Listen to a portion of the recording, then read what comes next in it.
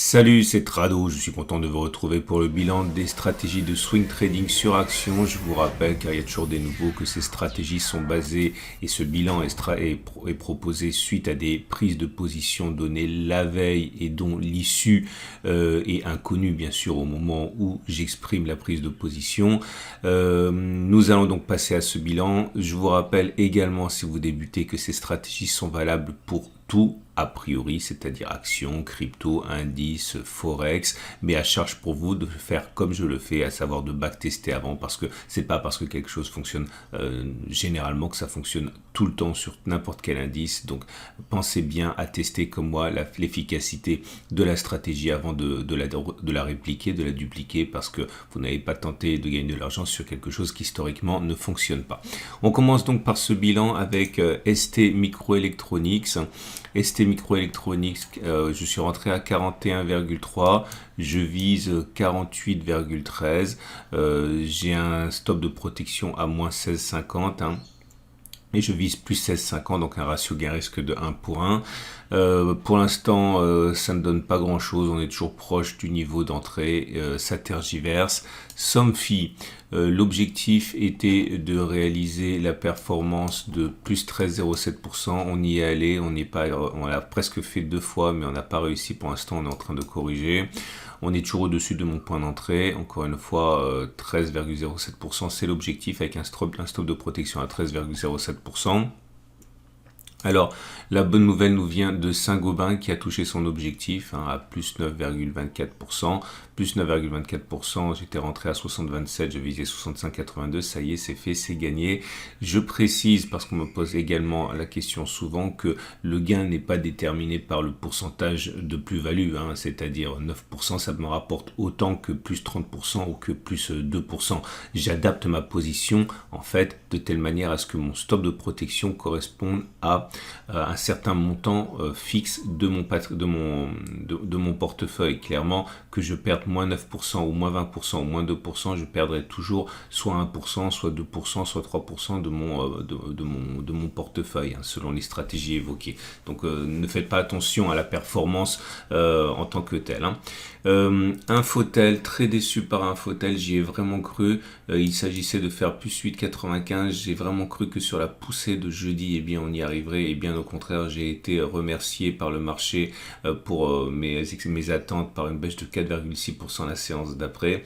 Donc voilà, on est toujours en positif, mais très décevante performance de Infotel. Eramet se rapproche doucement de l'objectif assez colossal que j'avais établi pour ce trade. Il s'agit de faire 29%. On a failli les toucher très vite, c'était en octobre, et là on y revient doucement. Je ne sais pas si on va y aller ou pas, mais en tout cas, belle semaine pour Eramet qui se réveille. Air Liquide qui bascule en territoire négatif maintenant par rapport à ma prise de position. Mon objectif est de faire plus 6,37, on est à peu près au niveau d'entrée. Suez, je suis rentré cette semaine ou la semaine dernière avec un objectif à plus 0,55%. Alors je vous avouerai que j'ai fait une petite boulette là pour Suez, parce que voilà, là où les fondamentaux comptent, c'est que je ne savais pas qu'il y avait une OPA en cours sur Suez apparemment. J'ai pas fait attention, donc voilà, ça c'est assez mou, mais enfin ça change pas grand chose, si ce n'est que ça va ralentir significativement l'issue du trade. En tout cas, je ne vise que plus 0,55 et le stop de protection est à moins 0,55. Pour l'instant, c'est mal parti. Et Electra également, sur lequel je suis rentré cette semaine, là aussi c'est assez mal parti puisqu'on est plutôt en territoire négatif. Je vise plus 5,89 et j'ai un stop de protection à moins 5,89, ce qui nous amène le bilan suivant. Donc j'ai encore 7 trades en cours dans ce portefeuille. Somfy, stratégie Copoc, Eramet, stratégie Hebdo M720, STM, Air Liquide, Infotel, Electra, Suez. Et voilà les deux épilogues de 2022, donc une stratégie OB gagnante et une stratégie Saint-Gobain gagnante. Bon, 2 c'est pas assez pour tirer des bilans, mais bon, comme je le fais tout au long de l'année, il faut bien commencer à un moment ou un autre. On a 2 succès, 0 échec, donc 100% de succès. Attention, mon taux de succès n'est pas de 100% année après année sur les stratégies que je vous propose. On est à 58%, entre 55 et 65. Donc là, on est à 58% l'année dernière, donc n'imaginez surtout pas que vous vous ayez trouvé un trader infaillible. Ce serait vraiment débile de ma part de vous le faire penser. Il va y avoir forcément une correction à un moment ou à un autre. Donc si j'avais pris 1% de risque en capital par trade avec un capital imaginaire de 100 000 euros, ça vous donne le fait que l'on aurait gagné 2 fois 1000 euros et perdu 0 fois 1000 euros, donc 2000 euros de gain. Ça fait une performance en pourcentage du capital de 2% par rapport à un CAC qui fait moins 0,5 depuis le 1er janvier et les small mid qui font plus 1,34%. En prenant 1% de risque par capital, vous vous exposez s'il y a 6 trades consécutifs perdants. Pourquoi 6? Parce que tout simplement, avec mon taux de succès historique pour 2021 de 58%, il est plus plausible d'avoir un moment 6 trades consécutifs perdants d'affilée que de ne pas les avoir. Donc ça va arriver à un moment ou à un autre, ça. Et je vous dis ça parce que si le jour où ça arrivera sur un capital de 100 000 euros, ça donnera une perte totale de 5,9%. Donc votre capital deviendra 94 000 euros suite à ces 6 trades perdants inéluctables. Si vous avez une prise de risque qui est à 2% de votre capital, clairement, quand vous gagnez 2000, quand vous perdez 2000. On a gagné 2 fois 2000, donc 4000. Pour l'instant, on n'a rien perdu. Ça fait une performance de 4%. Là, ça aurait donc donné... forcément, c'est bien meilleur. Mais sachez que lorsqu'on aura 6 trades perdants de manière inéluctable, ça voudra dire que votre capital aura fondu de 11%, passant de 100 à 88.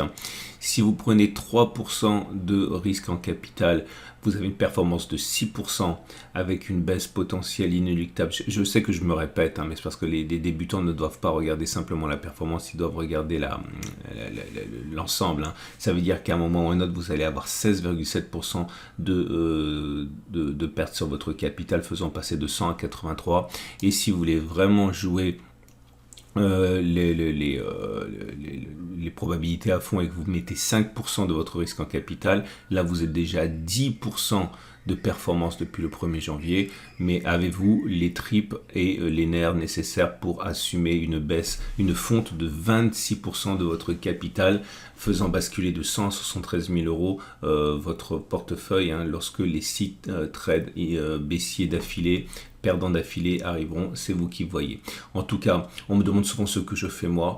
Bon, j'aime pas dire ce que je fais moi, parce qu'après forcément il y a toujours certains prennent à la lettre ce que je dis, mais moi ça dépend vraiment des portefeuilles. Je peux prendre 1%, je peux prendre 5% sur certains trades qui sont très très très très rares, mais bon, c'est surtout vous qu'il faut regarder. Voilà, ça en est terminé de ce bilan.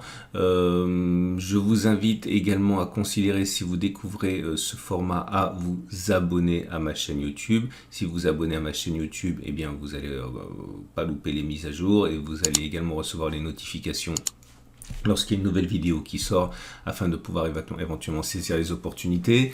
Et également pensez à liker cette vidéo si vous l'avez appréciée, ça fait toujours plaisir.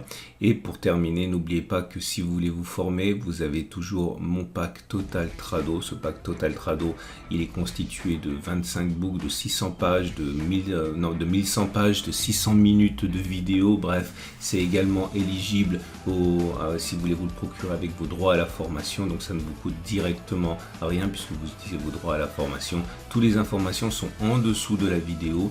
N'hésitez pas à cliquer et en savoir davantage sur les formations que je vous propose. Je vous dis à tout de suite pour d'autres vidéos.